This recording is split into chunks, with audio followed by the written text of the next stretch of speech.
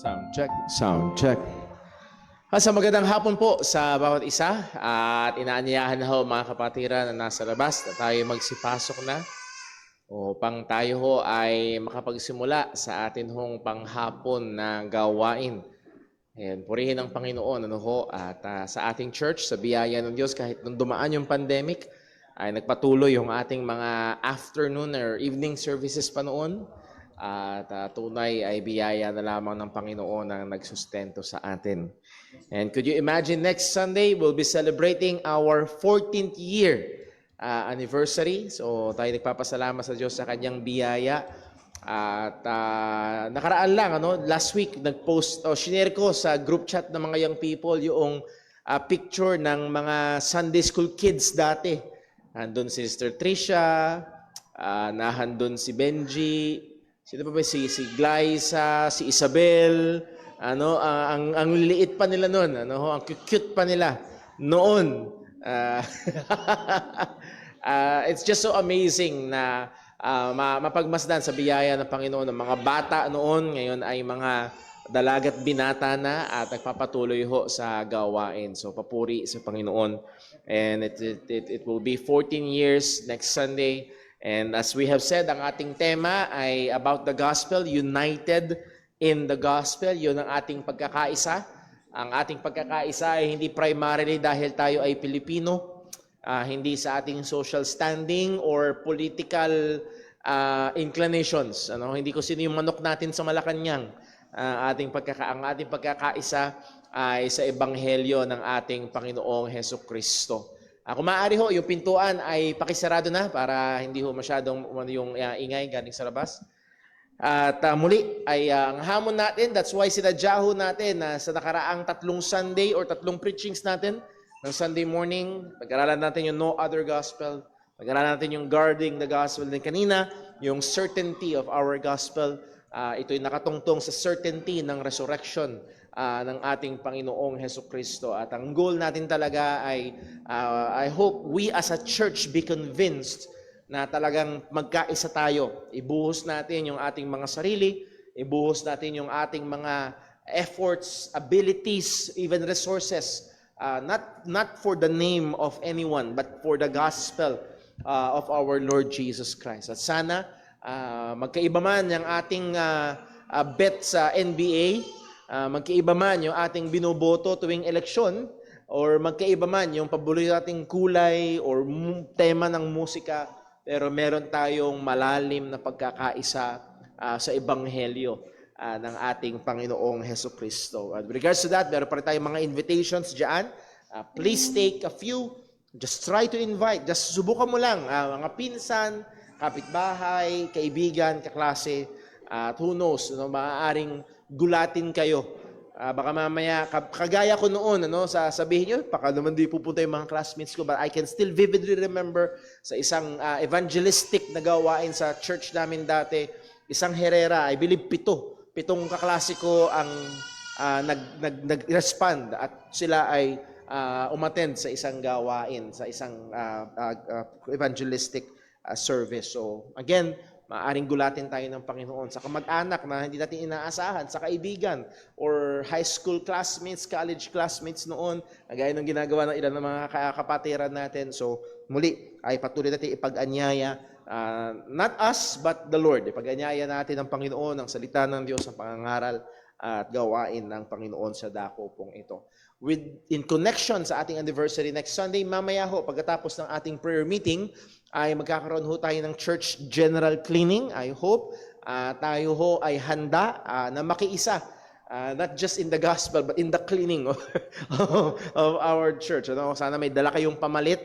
Kung wala man, pwede tayong magpahiram ng mga pamalit at linisin natin ang bawat sulok ng ating church para ho maging handa sa gawain ho sa Sunday, next Sunday. Kasi pag Sabado natin ginawa, baka masyadong mapagod, busy yung iba. So mamaya na ho natin gagawin, available yung iba. And then magandang time na rin ng fellowship pagkatapos ay dito ho tayo magdi-dinner.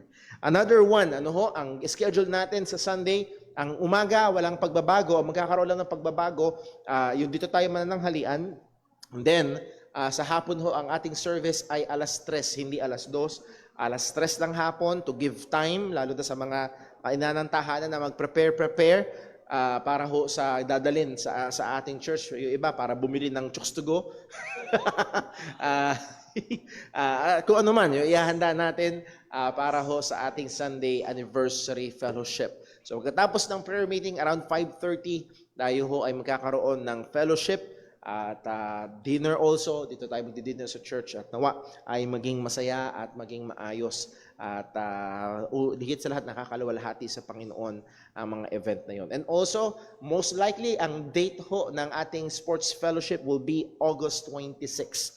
Most likely, it will be August 26. So, pag-pray ho natin na maging maayos, makatagpo tayo ng venue, naghahanap din ng venue ang JCBC Pandi sapagkat kasabayan dito halos ng mga liga.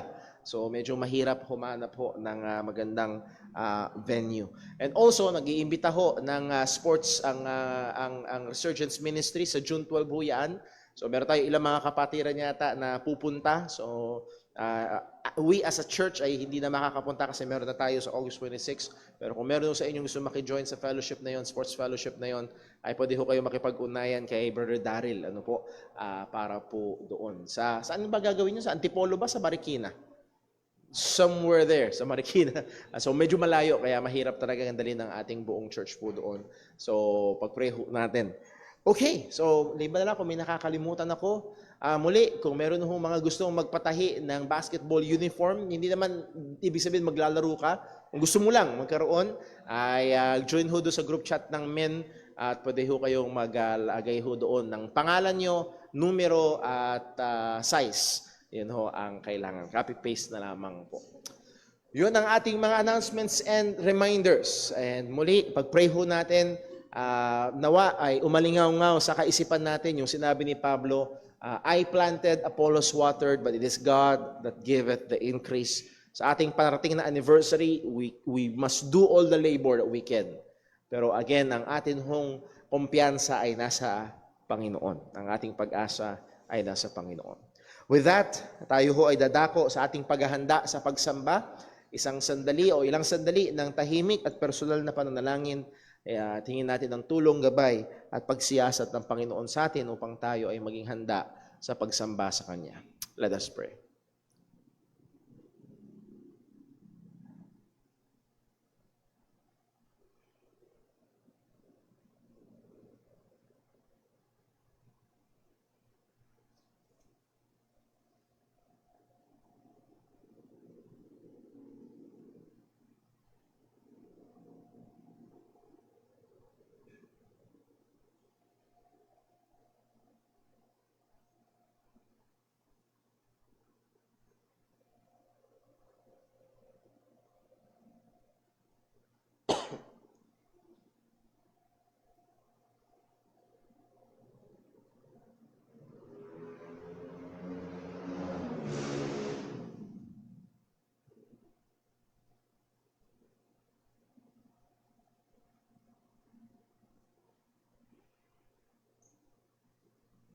Manalangin po tayo. Aming Amang Diyos, dakila, banal, at makapangyarihan sa lahat, aming pinupuri, sinasamba, at minamahal ka, Panginoon. Karapat dapat ka lamang na pag-alayan ng aming buong pagkatao. Karapat dapat lamang na tumanggap ng lahat ng papuri, O Diyos. Sapagkat ang lahat ng bagay ay nilalang mo para sa iyong kaluwalhatian. Lalo digit sa amin, Panginoon, na nakatanggap ng iyong pagmamahal, ang iyong pagtubo sa pamagitan ng aming Panginoong Hesus. Ay tunay patong-patong ang dahilan upang kami ay sumamba, magpasalamat at maggalak sa iyo. Ngayong hapong ito, Panginoon, sa aming gawain, tulungan mo kami, Panginoon, at gabayan.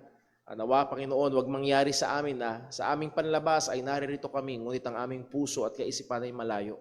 Masumpungan mo nawa, O Diyos, sa tunay na nag-aalay kami sa iyo ng papuri, nag-aalay kami sa iyo ng pagsamba. Sa bawat bahagi ng gawain na ito, Panginoon, ang maging punteriya, Panginoon, ay maluwalhati ang iyong pangalan. Sa aming pag-aawitan, pananalangin, pagkakaloob, maging sa ministeryo ng iyong salita, O Diyos, lahat ng ito nawa ay mauwi sa iyo ang kapurihan. Lord, namin pong inihiling na ikaw pong patuloy na gumabay po sa amin sa mga paghahanda, sa mga bagay na dapat iayos para sa parating na anibersaryo. Tulungan mo kami, Panginoon, na maging masigasig. Tunay nga na maialay ang aming pinakamahusay na magagawa para sa iyo. Ganyan, tulungan mo kami sa kabila ng lahat ng ito ay lubusang dumepende sa iyo. At lahat, Panginoon, ay ng papuri at pasalamat ay sa iyo namin ipagkakaloob.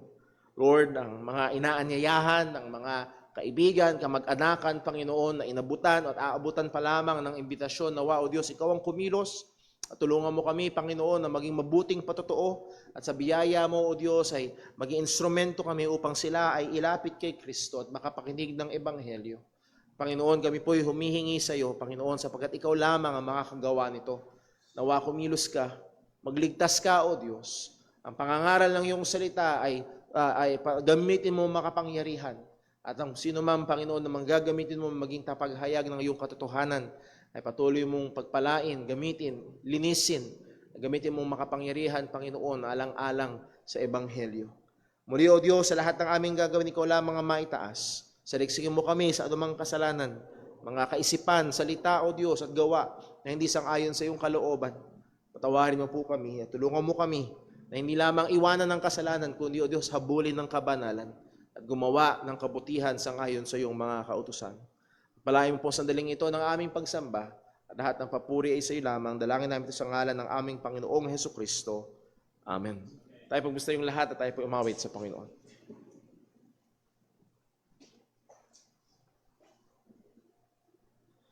Tayo po umawit. Awitin po natin, Blessed Assurance.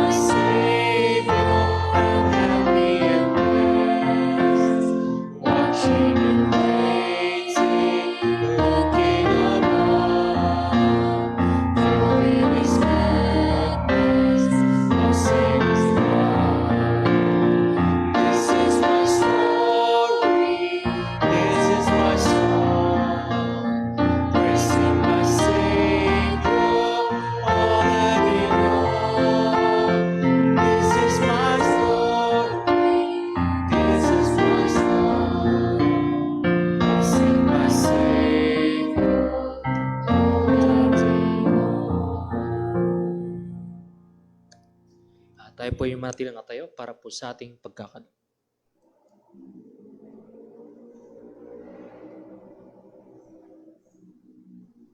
Para po sa ating pagkakaloob, basahin po natin ang ating Bible passage. Ito po ay manggagaling sa 2 Corinthians chapter 9 verses 6 to 8. Sabay-sabay po natin basahin. Ready, read. But this I say, he which soweth sparingly shall reap also sparingly, and he which soweth bountifully shall reap also bountifully. every man according as he purposeth in his heart, so let him give, not grudgingly or of necessity, for God loveth a cheerful giver. And God is able to make all grace abound toward you, that ye, always having all sufficiency in all things, may abound to every good. Manalangin po tayo. Aming Ama, aming Diyos, Panginoon, kami nagpupuri sa inyo, nagpapasalamat sa araw, Panginoon, na pinagkaloob niyo po sa amin. Salamat, Panginoon, sa oras na to, sa pagkakataon na to, Panginoon, na kami magkatipon-tipon upang kami, Panginoon, magpuri sa inyo, magpasalamat, Panginoon, at matuto, Panginoon, sa inyong mga salita. Salamat, Panginoon, sa pagkakataon na ito, sa kalakasan, Panginoon, at maging, Panginoon, sa lahat ng biyaya, Panginoon, na pinagkaloob po sa amin. Sa oras na to, Panginoon, na kami pupunta po, Panginoon, sa aming pagkakaloob. Kami, Panginoon, nagpapasalamat sa inyo, nagpupuri, Panginoon, dahil alam po namin, Panginoon, na lahat ng bagay, Panginoon, ay nanggaling sa inyo. Lahat ng meron kami, Panginoon, ay dahil po, Panginoon, sa inyo, na kayo, Panginoon, ang unang nagmahal, kayo, Panginoon, unang nagbigay, Panginoon. Nawa, dalangin ko sa inyo, Panginoon, na bigyan niyo rin po kami, Panginoon, ng puso, Panginoon, na naiintindihan, Panginoon, lahat ng mga bagay na ito. Na kami, Panginoon, may puso, Panginoon, nawa, na nagpapasalamat, Panginoon, sa lahat ng aming mga natatanggap, na mas ma-appreciate namin, Panginoon, ng lahat ng mga ito ay galing po, Panginoon, sa inyo. Nawa, bigyan niyo po, Panginoon, ng tamang puso sa aming pagbibigay, Panginoon, at dalangin ko, Panginoon, sa inyo ng ang perang malilikom, Panginoon, ay magamit po namin, Panginoon, sa kalalawak pa po, Panginoon, ng inyong ebanghelyo, maging, Panginoon, dito po sa aming bahay-sambahan, Panginoon. Nawa, Panginoon, mas marami pa pong maabot ang mga salapang ito, Panginoon, na mga tao, Panginoon, na hindi pa po nakakilala sa inyo, Panginoon. Nawa, marami pong, Panginoon, na maligtas, Panginoon, sa pamagitan po nito, Panginoon.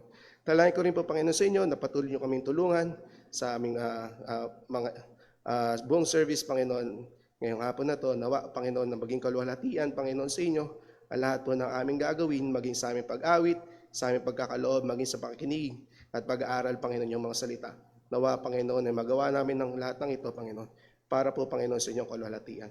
Ito aming dalangin, Panginoon, sa aming pangalan po, Jesus. Amen. Magbigay po.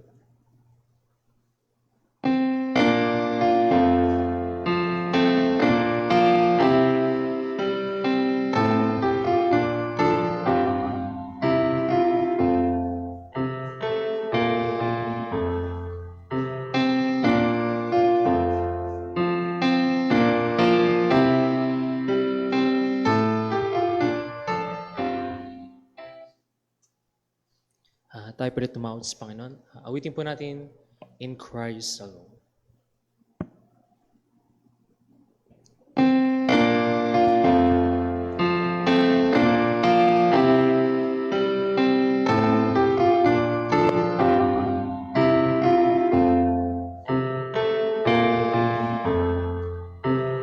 Christ alone, my hope is found. He is my light, my strength, my song.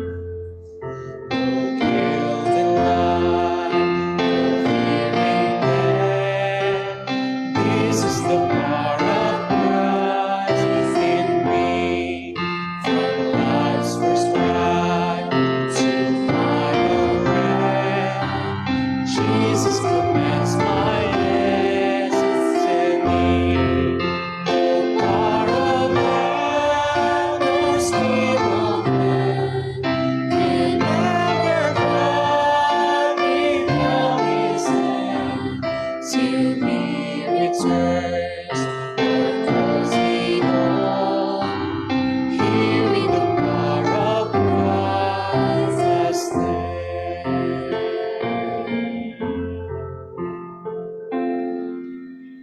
Tayo po'y magsayin lahat at tayo po'y tumawag sa Panginoon.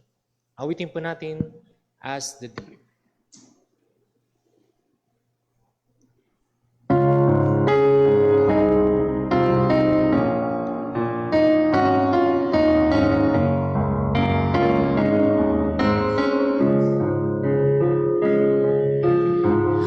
As the deer panted for the water, so my soul longeth after Thee.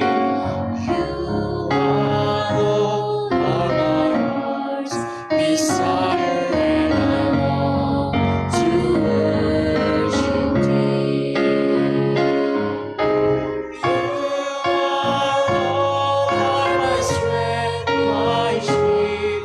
To You alone may my spirit yield. You alone are my heart's desire, and I long to worship Thee. You're my friend and You are my brother, even though You are a king.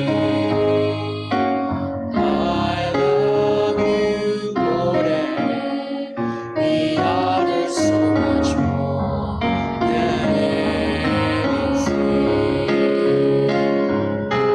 You alone are my strength, my shield. To You alone may my spirit yield.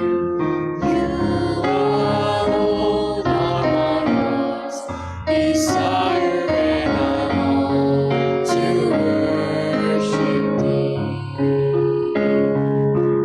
I want You more than gold or silver, only You, Lord, can satisfy. You alone are the real joy giver and the apple of my eye. You alone are my strength, my shield. To You alone may my spirit yield. You alone are my heart's desire, and I long to worship Thee. Tayo po'y manatili na tayo para po sa pagbasa po sa salita ng Diyos. Para sa ating sabayang pagbasa ng salita ng Panginoon, tuwing mumula sa Aklat ng Mga Gawa, Kapitulo 14, talatang 1 hanggang 7. Sabay-sabay ho nating basahin. Ready? Read. Ganoon din ang nangyari sa Iconio. Magkasamang pumasok sina Pablo at Bernabe sa sinagoga ng mga Hudyo. Nangaral sila roon at marami sa mga Hudyo at Griego ang sumampalataya. Ngunit ang mga Hentil ay inudyukan ng mga Hudyong ayaw sumampalataya at nilaso ng kanilang mga pag-iisip laban sa mga kapatid. Dahil dito'y matagal na natili roon sina Pablo at Bernabe at buong tapang na nangaral para sa Panginoon. Pinatunayan naman ng Panginoon ang pangangaral nila tungkol sa kanyang kagandahang loob sa pamamagitan ng mga himala at mga kababalaghang kanilang ginawa. Kaya't nagkababalahagi ang mga mamamayan ng lungsod. Ang iba ay pumanig sa mga Hudyo, ang iba naman sa mga apostol. Pinagtangkaan ng mga Hentil at mga Hudyo kasama ang kanilang mga pinuno na saktan at butuhin ang mga apostol. Subalit nang nalaman iyon ng dalawa, sila'y tumakas patungong Lystra at Derbe, mga lungsod ng Lycaonia at sa mga karatig na lupain. Ipinangaral nila roon ang magandang balita. Pagpalain ng Diyos sa pagbabasa ng kanyang mga salita, maaari na pong magsiupo ang lahat.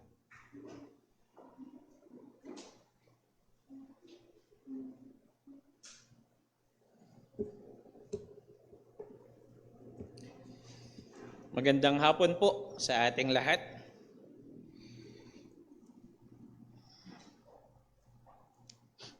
Kahapon lamang ay magkakasama kami ng ilang mga kapatiran na nag-rides, patungo doon sa DRT o Doña Remedios Trinidad. At pagdating namin doon, ang isa sa mga ginawa namin ay nag-trekking kami at inakyat namin yung isang maliit na bundok na ang pangalan ay Mount Secret. Kaya nagpunta kami doon ay hindi na siya secret, Kaya nung paakyat namin yung bundok hanggang sa makababa kami, ang narealize ko ay tumatanda na pala talaga ako. Ilang beses na akong nakaakyat ng bundok pero kahapon ko lang naranasan yung sinasabi nilang masakit ang tuhod. Kaya natatawa ako doon sa video na sinend namin doon sa isang group chat na sinasabi ng ilang mga kasama ko na kasalanan to ni Brother Daryl Nananahimik kami sa bahay, binulabog kami. Dahil masasakit na rin ang kanilang mga tuhod sa aming trekking na ginawa. Pero natanggal yung pagod namin nang pagkatalon namin doon sa pool na nung tubig niya ay nagmumula doon sa isang bukal. At kumbaga ay refreshing, malamig yung tubig, At sa pag-akyat at sa pagbaba ng bundok, ang kailangan ay matinding endurance. Ang kailangan ay malakas na cardio. Kasi baka mahilo ka sa pagod, Kailangan ang malakas na tuhod. Lalo na nung yung mga pababa, mas matindi pala yun. Kala ko mas madali kapag kabababa na.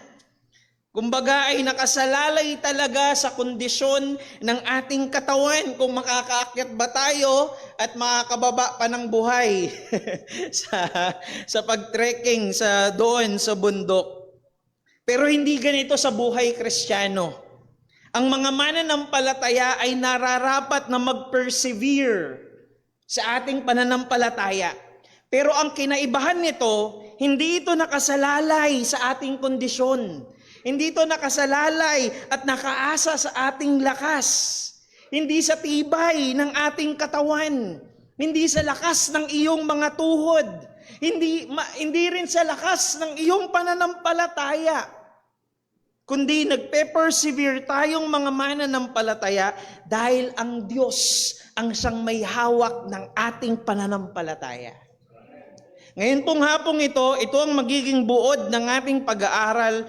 Tayong mga mananampalataya ay magsusumikap na magpatuloy sa ating pananampalataya sapagkat tiniis ni Kristo ang lahat ng mga pagdurusa na kanyang dinanas upang tayo ay matubos niya sa ating mga kasalanan. Tayo po ay sumaglit na manalangin at humingi ng paggabay sa ating Panginoon. O Diyos naming dakila, aming Ama na makapangyarihan sa lahat. Lord, salamat po. Salamat dahil narito po kami magkakasama sa iyong bahay-sambahan upang purihin ka't sambahin. Salamat o Diyos na mayroon po kaming kalayaan na magtipon-tipon. At nawa Panginoon sa oras na ito, kami po ay mag-aaral ng iyong mga salita. Lord, gabayan mo po kami.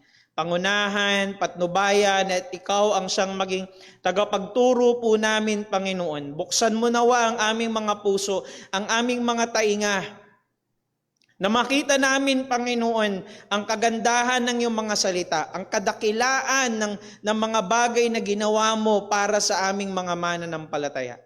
Nang sa gayon ay lalo itong maghimok sa amin, Panginoon, na ibigin ka, at lalo pang magpakatibay at magpatuloy sa aming pananampalataya sa iyo, O Diyos.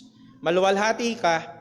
Ito po ang aming samot-dalangin sa matamis at mapangyarihang pangalan ng aming Panginoong Jesucristo. Amen at amen.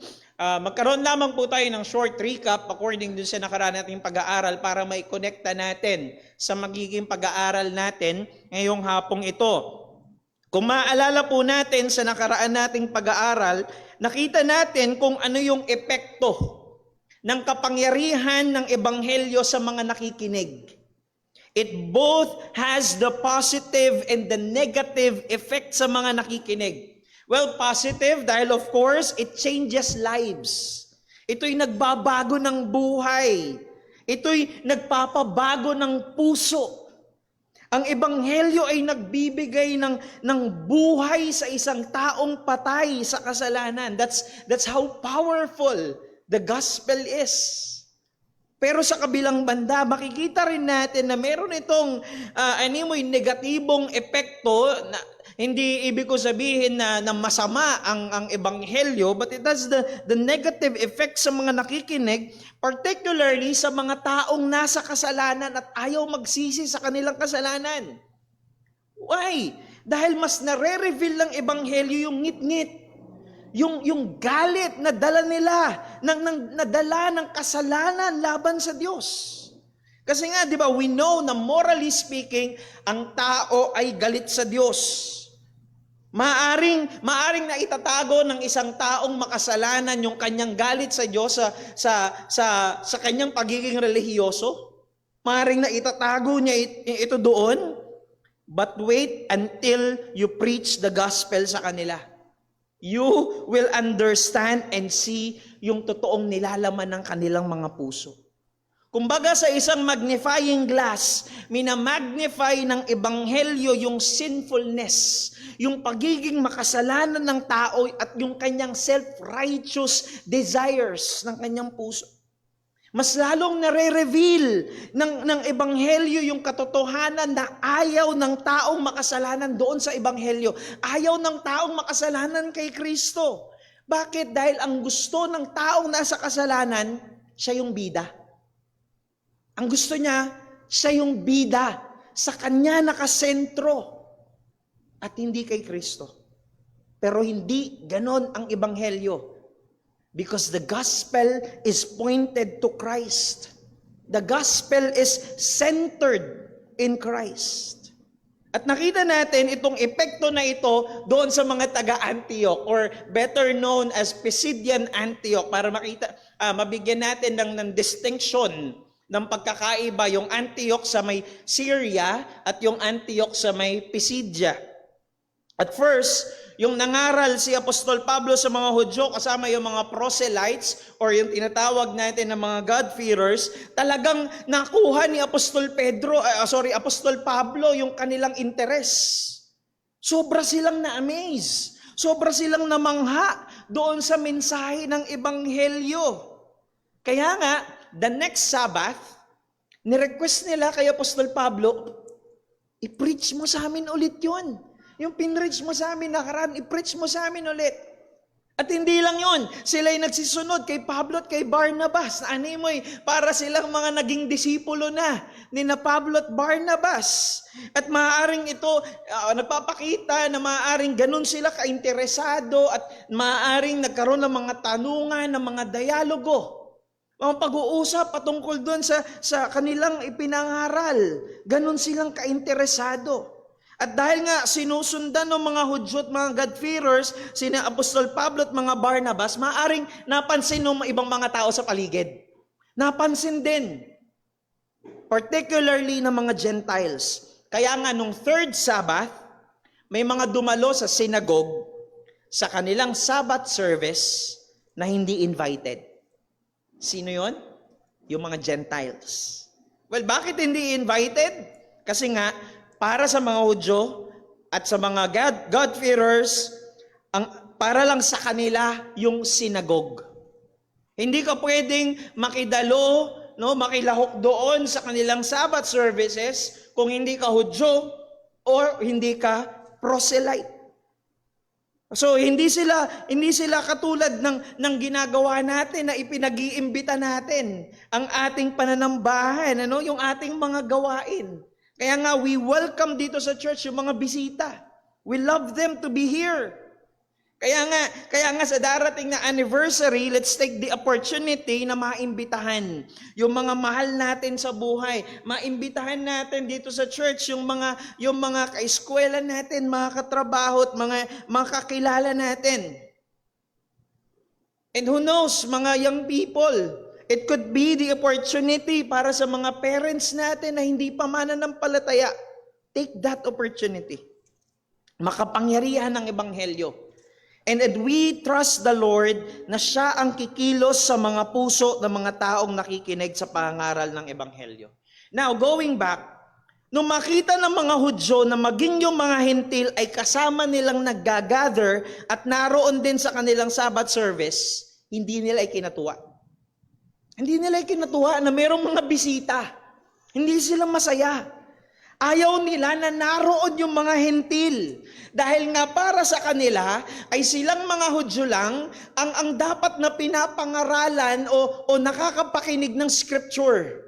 Para sa amin lang to. So anong ginawa nila?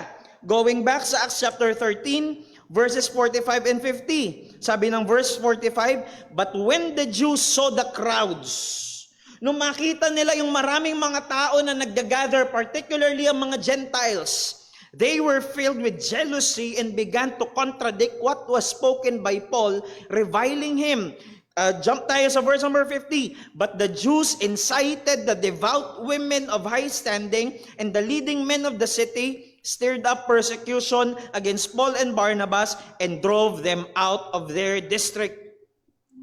Remember, parang kailan lang itong mga Hudyo na to manghang-mangha.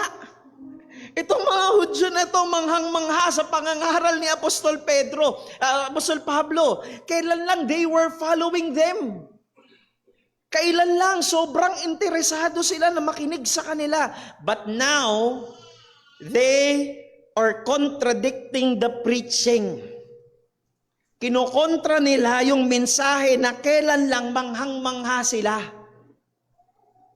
At nilalait nila na most likely, physically speaking, si Apostol Pablo na kailan lang sinusundan nila.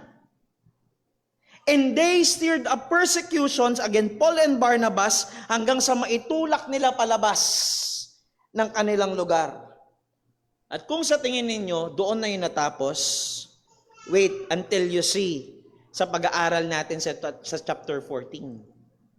Yung tindi ng galit nila, hindi natapos doon sa pangongontra.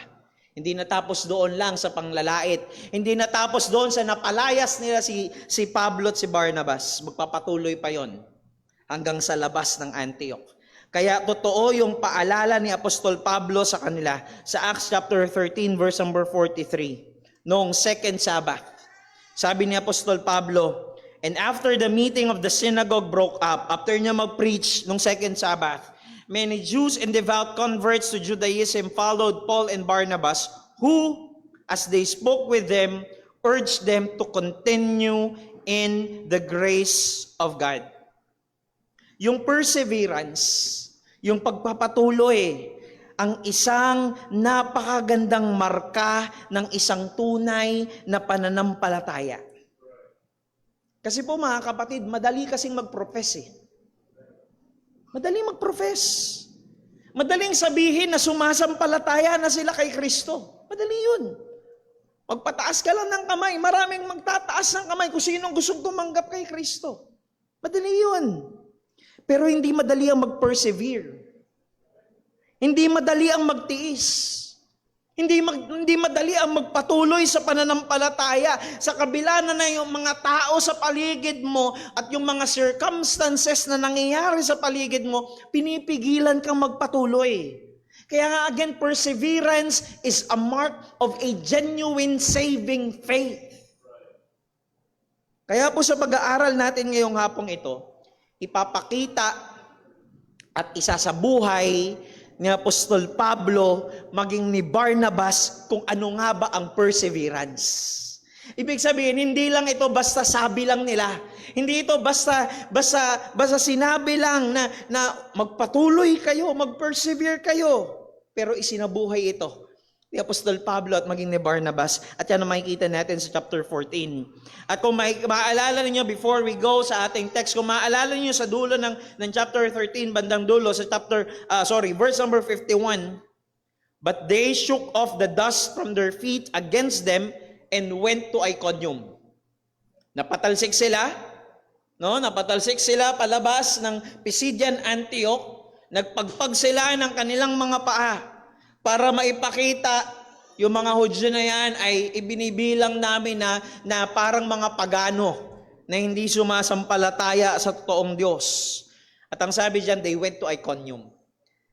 So ngayon, makikita natin na ang lugar na ngayon ng ating ng chapter 14 ay narito nga tayo ngayon sa Iconium. By the way, para may idea kayo so far ng mga lugar na napuntahan na at pupuntahan pa lamang during this is the first missionary journey ni Apostol Pablo, Meron akong ni-ready na mapa ng kanilang paglalakbay para lamang kahit papaano ay meron kayong view kung nasaan nga ba itong mga lugar na ito. Mapapansin niyo yan dito sa may balikanan ninyo, nandiyan yung Antioch sa Syria. Ayan. So yan yung kauna-unahang Antioch at yan yung nag-send out na church sa kanila. Now, mula dyan sa Antioch, sila yung naglakbay. Galing sa Seleucia, diyan sila sumakay ng barko, patungo ngayon sa island ng Cyprus. Yan yung napag-aralan natin sa chapter 13. Kung saan sila'y lumapag doon sa Salamis, ayan yung port, another port dyan. Nag-ikot sila, yun ang sabi ng talata, kung maaalala ninyo, nilibot nila ang buong isla ng Cyprus until makarating sila sa lugar ng Paphos. At dyan sila pinatawag ni Gov. At after nyan, sila'y naglakbay muli, paakyat, patungo ng Perga. At yung Perga, dyan ngayon, yan yung port, may port dyan, at dyan ngayon, naghiwalay na sila ng landas ni John Mark. Si John Mark ay sumakay na, papunta naman, pabalik ng Jerusalem. At makikita natin dyan, sila'y umakyat pa norte, going north, patungo ng Pisidia. At doon sila ngayon nakarating sa Antioch. Now, ayan, pinalabas sila dyan, nangaral sila until such time na sila'y ma-persecute, mapalaya sila at nakarating sila ngayon pababa sa Iconium. At makikita nyo yan, lahat ng yan ay yung Antioch, Pisidia, Iconium, lahat ng yan ay nasa province ng Galatia. At least meron kayong view.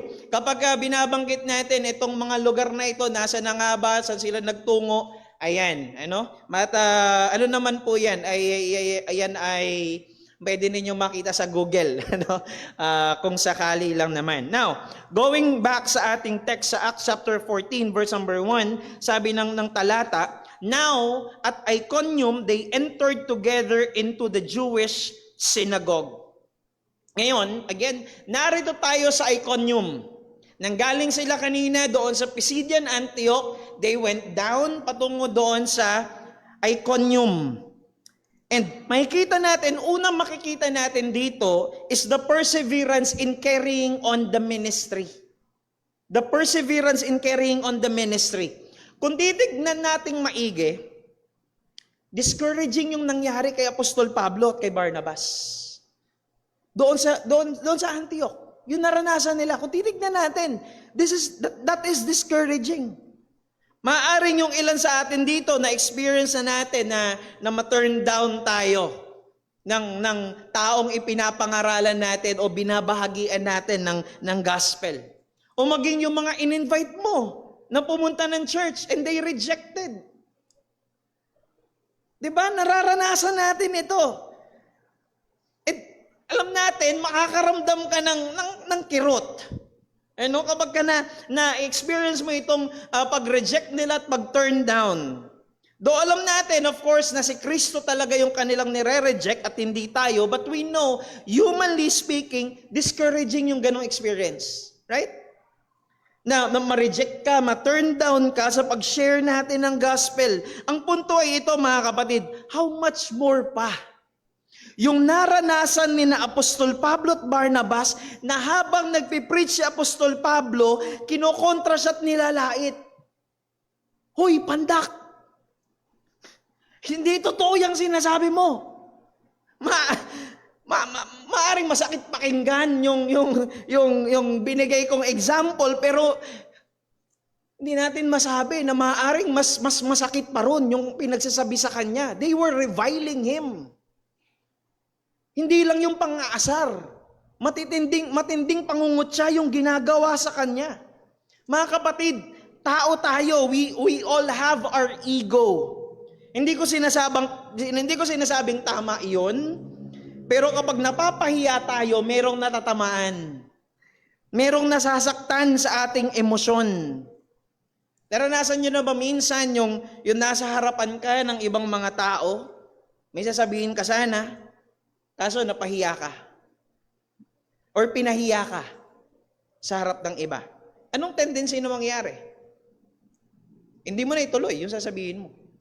Hindi mo na ituloy. Napahiya ka na eh. Na kung tutuusin, mga kapatid, hindi madaling pahiyain ka, kutsain ka, laitin ka, kontrahin ka sa harap ng maraming tao.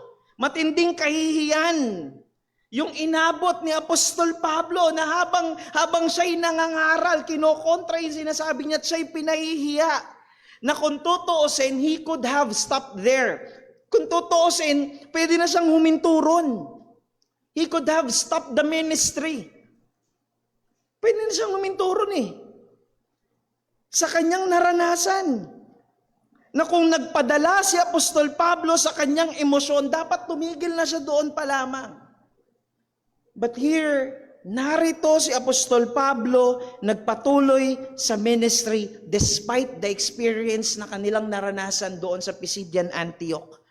Nasa Iconium siya at muli siya'y nangangaral ng ebanghelyo. The very same gospel na naging dahilan kung bakit siya pinahiya, kung bakit siya nilait ng maraming tao. The very same message. And here we are, meron lang tayong narinig na hindi natin gusto. Meron lang tayong narinig na masakit sa ating tainga. Partida, hindi pa tayo pinipersecute. Pero marami na sa mga nagpapakilalang mga mananampalataya, maging sa panahon natin ngayon, ang naging favorite hobby na ang matisod at hindi magpatuloy sa ministry. Ang mga apostol noon ay nakaranas ng matinding mga pag-uusig, nakaranas ng matinding panglalait, nakaranas ng matinding paninirang puri at nalagay sa bingit ng kamatayan ng kanilang mga buhay. Pero nagpatuloy sila sa kanilang pananampalataya at kanilang pagmiministeryo. But the kind of Christianity that we have now is too emotional and too sensitive. Masyadong emosyonal, masyadong sensitibo, masyadong mababaw ang pag-ibig kay Kristo. Pero kung tunay tayong mga mananampalataya, listen, wala tayong kahit anong dahilan na huminto sa ating pananampalataya at huminto sa paglilingkod sa Panginoong Hesukristo. Why? Dahil nagpatuloy ang mga apostol sa kanilang pananampalataya.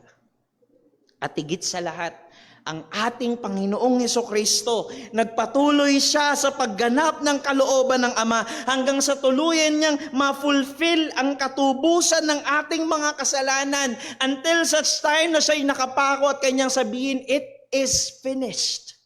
Tetelestai. Christ is the best example of our perseverance. We persevere because Christ persevered. Tayo'y nagpapatuloy. Tayo'y nagtitiis.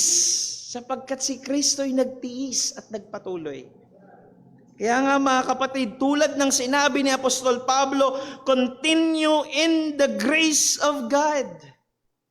Again, madaling sabihin na tayo sumasampalataya kay Kristo pero hindi madaling magpatuloy at magtiis. Daraan tayo sa maraming mga pagsubok pero magpatuloy ka lang, persevere. Makakaranas tayo ng maraming mga discouragements, persevere. Maaaring matisod tayo maging sa kapwa mo mananampalataya, kapatiran mo rito sa iglesia, persevere. Makakaramdam tayo ng pagod, may it be physical, emotional, or spiritual, but persevere. Continue in the grace of God. Bakit? Dahil yung grace na nagligtas sa atin through our faith, or through faith, is the same grace na magsusustain sa atin as we persevere in our faith. Tignan natin muli, sabi ng verse number 1, Now at Iconium, they entered together into the Jewish synagogue and spoke in such a way that a great number of both Jews and Greeks believed. Dahil nagpatuloy sina Pablo at Barnabas, dahil hindi sila nagpadala sa kanilang emosyon, at hindi sila nagpadala doon sa discouraging experience na kanilang naranasan, dahil doon ang sabi ng talata, maraming mga naligtas at sumampalataya sa Iconium. Both Jews and Greeks believed, or Gentiles. Marami tayong mga kapatiran dito na struggling pa rin na dalhin sa Panginoon ang kanilang mga mahal sa buhay. Do not be discouraged. Magpatuloy lang tayo. Persevere. Magpatuloy lang tayo. Maharing minsan isang araw gulatin tayo ng Panginoon. Maharing minsan isang araw mamangha tayo sa kayang gawin ng Panginoon sa buhay ng mga mahal natin sa buhay. Tayo nga eh. Sino bang makapagsasabi na tayo ililigtas ng Panginoon? At dahil nga nagpatuloy sina Apostol Pablo at Barnabas sa kanilang pangangaral ng Ebanghelyo, maraming mga tao sa Iconium, mga Hudyo, mga Hentil ang naligtas. But after this, after the good news na ito, ay merong agad bad news. Merong agad bad news. At masusubok naman dito yung pag-persevere nila sa kanilang pananampalataya. Sabi ng verse number 2, But the unbelieving Jews stirred up the Gentiles and poisoned their minds against the brothers. Ito na naman yung problema. Yung mga Hudyo na naman. May mga Hudyo na naman na hindi mapalagay. Ayaw nila itong nakikita nila. Imagine, yung mga naligtas sa verse 1 ay both Jews and Gentiles. Jews and Greeks, or Jews and Gentiles. Ibig sabihin nun, tuwing merong worship service, magkakasama yung dalawang grupo na yun. Yung mga Hudyo at yung mga Hentil. At hindi yun maintindihan ng mga unbelieving Jews. Paano nangyari na magkahalo yung mga Hudyo at Hentil? Hindi pwede yan. Hindi pwede yan. Ayaw ng mga hindi mananampalatayang Hudyo yun. Wala silang konsepto na pwedeng magsama ang mga Hudyo at Hentil. Kaya nga yung anniversary theme natin na united in the gospel, hindi sila naniniwala ron. Hindi sila naniniwala ron. Ayaw nila dun. So what they did is they poisoned. Nilaso nila yung isip ng mga Gentiles na hindi pa mananampalataya. Ang tawag dito sa kanilang ginagawa ay anti-evangelism. Inuunahan nila yung mga apostol at pinipigilan nilang mag-advance yung ebanghelyo. Pinipigilan nila. Next year po ay magkakaroon muli ng eleksyon. At yung mga kumakandidato ay meron silang mga strategies na ginagawa for campaigning. Meron tayong tinatawag na positive and negative campaigning. Yung positive campaigning is of course yung usual way ng pangangampanya. Na ipinopromote nila yung kanilang mga skills, yung mga plano nila, mga plataforma nila, yung kanilang mga political achievements, at yung iba naman nagsasayaw ng buduts. Ito positive campaigning. Ginagawa nila ito to promote themselves. at makita yung boto ng mga tao. Sa kabilang banda, meron tayong tinatawag na negative campaigning. Ang ginagawa ng ilang mga kandidato ay sinisiraan yung ibang mga kumakandidato. Ano, yung mga kalaban nila, usually, ginagawa nila kapag mayroong mas malakas na kandidato kaysa sa kanila. And minsan gumagamit sila ng misinformation para makapanira. Or yung iba naman, magpapalabas ng ilang mga issues nung ilang mga kandidato na yun para either humina, bumaba siya sa ano yung survey na yun, mga survey na sa mga political na campaigning, or ma-disqualify yung tao na yun, no, sa kanyang pagtakbo. Ganito yung ginagawa ng mga Hudyo rito. Para silang nagne-negative campaigning laban sa mga Kristiyano. Sinisiraan nila yung mga Kristiyano, ginagawa nila ng mga issues yung mga Kristiyano. Para kapag sakali man na magpunta yung mga Kristiyano sa kanila at mag-share na sila ng gospel, ang pwedeng mangyari, mawalan na sila ng ganang makinig. Or layuan na sila ng tuluyan, or hindi na sila maniwala sa kanila. Sabi nga ni Tim Keller, the greater the effectiveness of a ministry, the greater the resistance and opposition. Kumbaga sa mga kumakandidato, nagtatap na sa survey yung mga Kristiyano. Nakikita ng mga tao sa paligid how effective the ministry is. Why? Why? Kasi Diyos yung kumikilos sa ministry. Kaya ang nangyari, tumindi yung opposition against them. But despite this, hindi nagpatinag si Apostol Pablo at Barnabas. Sabi ng verse number 3. So they remained for a long time, speaking boldly for the Lord, who bore witness to the word of His grace, granting signs and wonders to be done by their hands. Parang sinasabi rito ni Apostol Pablo na, sige, ituloy niyo yung ginagawa ninyo, pero mas titindihan pa namin. Ang sabi dyan, they remained there for a long time. Sinisiraan nyo kami? Magstay pa kami lalo rito. Sinisiraan nyo yung ministry namin, lalo pa kaming magmi-minister. Ang gusto ng mga Hudyo na yun, ma-intimidate, matakot yung mga apostol. Pero hindi. Sabi ng talata, speaking boldly for the Lord. Gusto nilang ma-intimidate yung mga apostol. Kaya ang ginawa ng mga apostol, ni Apostol Pablo at ni Barnabas, mas tinapangan pa nila. Para ano? Para mang-asar lang ba sa mga Hudyo? No. For the Lord. Para sa Panginoon. Speaking boldly for the Lord. They persevered with boldness. Kasi pwede naman nga sila mag-persevere na pero andun lang sila, nagtatago lang sa mga bahay-bahay, natatakot sa mga Hudyo, pwede naman yun eh. Pero hindi ganun yung klase ng perseverance na ipinakita nila rito. They persevered. Nag-persevere sila ng merong buong tapang. Dahil kung tutuusin, ang sabi ng verse number 4, but the people of the city were divided. Hati na sila. Some sided with the Jews and some with the apostles. Divided na yung mga tao. Sabihin natin, gumagana yung negative campaigning na kanilang ginagawa. Or yung anti-evangelism na ginagawa ng mga unbelieving Jews. Pero nagpatuloy sila ng merong katapangan. Why? Dahil ang sabi sa dulo ng verse number 3, so they remained there for a long time, speaking boldly for the Lord, who bore witness to the word of His grace, granting signs and wonders to be done by their hands.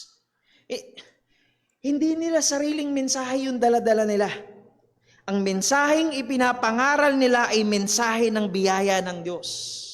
Sila'y nagpapatunay lamang ng biyaya ng Panginoon. Pero ang gumagawa ng biyaya na yon ay hindi sila, kundi ang Panginoon. At yung pangalawang makikita natin dyan, sabi dun sa dulo, granting signs and wonders to be done by their hands. Again, patuloy natin ipinapaalala mga kapatid na sa panahon ng mga apostol, yung signs and wonders ay pinepermit ng Diyos na magawa nila yon dahil yun ay confirming grace ng Panginoon para sa kanila. That is, para maipakita at ma-confirm ng mga tao na galing nga talaga sa Diyos itong mga to. And this means na they persevered in boldness kahit dahil sila'y lubusang nakaasa lamang sa kapangyarihan ng Diyos sa kanila. And so mga kapatid, katulad ng ginawa nila, ay dapat din po tayong mag-persevere na merong katapangan. Dahil parehas tayo ng mensaheng dala-dala. Hindi magkaiba yung mensaheng dala ng mga apostol at sa mensaheng dala-dala mo. Yung mensaheng ibabahagi mo sa kanila, hindi yun iba. Parehas tayo ng mensahe. Parehas tayo ng mensaheng dala-dala. At bagamat hindi na tayo gumagawa ng signs and wonders sa panahon natin ngayon, katulad ng mga apostol, nakaasa rin tayo parehas sa kapangyarihan at paggawa ng Panginoon. Again, hindi tayo na iba. Iisa ang mensahe natin sa kanila at iisa ang Diyos na kumikilos habang tayo'y nag-iebanghelyo at nagbabahagi ng salita ng Panginoon. But of course, mga kapatid, hindi po sa lahat ng pagkakataon ay tapang ang ipinapahiral. May mga pagkakataon na kailangan nating maging matalino sa ating mga hakbangin. Sabi ng verses 5 to 7, when an attempt was made by both Gentiles and Jews with their rulers to mistreat them and to stone them, they learned of it and fled to Lystra and Derbe, cities of Lycaonia, and to the surrounding country, and there they continued to preach the gospel. Kung tapang lang po ang pag-uusapan, buong tapang silang nag-persevere. Kung tapang lang ang pag-uusapan ay pinakita at pinamalas ni Apostol Pablo at maging ni Barnabas yung katapangan. Kung tapang lang ang pag-uusapan, they stayed. They remained there for a long time. Ang sabi ng talata kanina, they stayed proclaiming the gospel. Kahit pa merong mga issues, kahit pa divided na yung mga tao, may mga ayaw nang maniwala sa kanila eh. So, maaaring pag pinupuntahan nila, pupuntahan pa lang nila, naglalayuan na. Divided na yung mga tao at hindi naniniwala sa kanila. But again, hindi palaging tapang ang pinaiiral. Of course, nais nila Apostol Pablo na marami pang maabot ng ebanghelyo. Kaya nga nung mabalitaan nila na gusto silang batuhin or ang literal meaning niyan, gusto silang patayin. Gusto silang patayin. So ang ginawa nila ay they persevered with prudence. Sa madaling sabi, hindi lamang tapang ang kanilang ginamit. Ginamitan nila ng utak. Alam nilang malalagay sa alanganin doon ang buhay nila. So, bakit pa sila magstay doon? Why not go to a place kung saan malaya silang makakapangaral ng ebanghelyo at yun nga ang kanilang ginawa. Kaya ang susunod nilang pupuntahan sa Lystra and Derbe kung saan for the sake of time ay tatalakayin natin sa susunod nating pag-aaral. Mga kapatid, gusto ko po makita natin na muli tayong mga mananampalataya ay nakatingin kay Kristo. We persevere hindi dahil magagaling tayo. We persevere hindi dahil malalakas tayo. Hindi dahil matibay ang ating mga tuhod. At talong hindi dahil malupit yung ating mga pananampalataya. Hindi po. We only persevere because of Christ. Nagsumikap ang Panginoong Hesukristo na magpatuloy na ganapin ang kalooban ng Ama. Nakaranas siya ng mga pagdurusa, sinuntok, dinuraan, pinagbintangan, hinagupit, pinahirapan, ipinako sa krus. Ngunit ang lahat ng ito'y tiniis ng ating Panginoon upang ganapin niya ang kalooban ng Diyos na tayo'y matubos niya sa ating mga kasalanan. At yung katubusan na yon ay biyaya ng Diyos sa atin.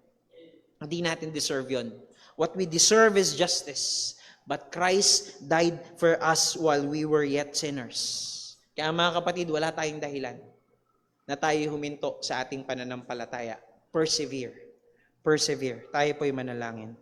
O Diyos naming dakila, aming Ama na makapangyarihan sa lahat. Salamat po, Panginoon, sa iyong mga salita. Salamat po una sa lahat sa pinakitang halimbawa ng mga apostol kung paano silang nag-persevere sa kanilang pananampalataya. At higit sa lahat, Panginoon, salamat po sa isang dakilang katotohanan ng Panginoong Jesucristo na siyang aming sinasampalatayanan ay nag-persevere din.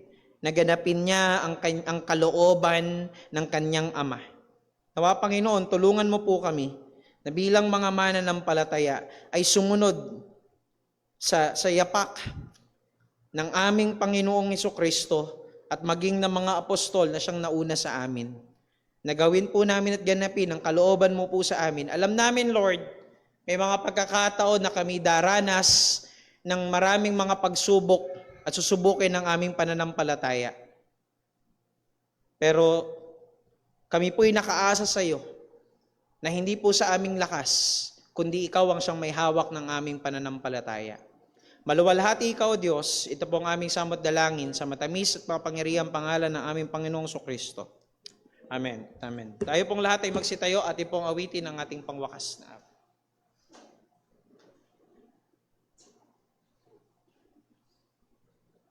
Tayo po yung mawit. Awitin po natin, Send the Light.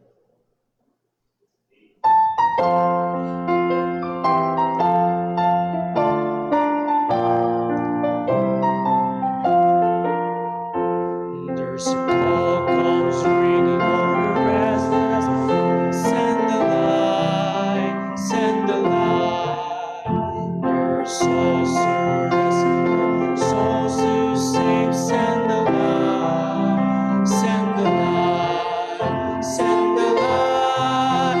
The blessed gospel light, let it shine from shore to shore. Send the light, the blessed gospel light, let it shine forevermore. Let us not grow weary in the work of love. Send the light, send the light. Let us gather troops for a crown above. Send the light, send the light, send the light. The blessed gospel light, let it shine from shore to shore. Send the light, the blessed gospel light, let it shine forevermore.